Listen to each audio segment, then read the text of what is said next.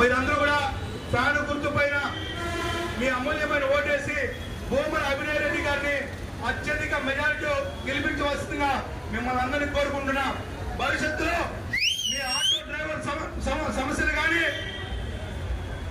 Jeep సమస్యలు కానీ ఏదొచ్చినా కూడా ముందుంటారని చెప్పేసి నేను మీకు విన్నవించుకుంటున్నా.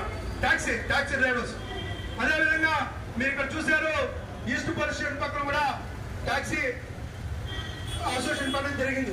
ఎందుకంటే ప్రతి ఒక్కరు కార్మికులు బాగుండాలనే తలంపుతోనే అభినయ్ రెడ్డి గారు పనిచేస్తారు.